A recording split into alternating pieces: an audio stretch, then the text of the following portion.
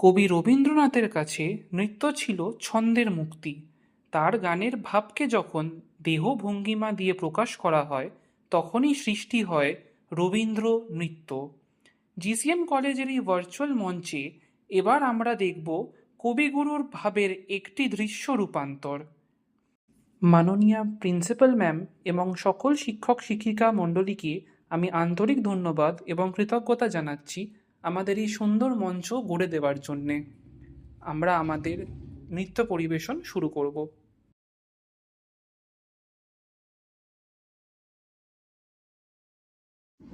মায়াবন বিহারিণী হরিণী এই গানে নৃত্য পরিবেশন করছেন স্নেহা সাহা।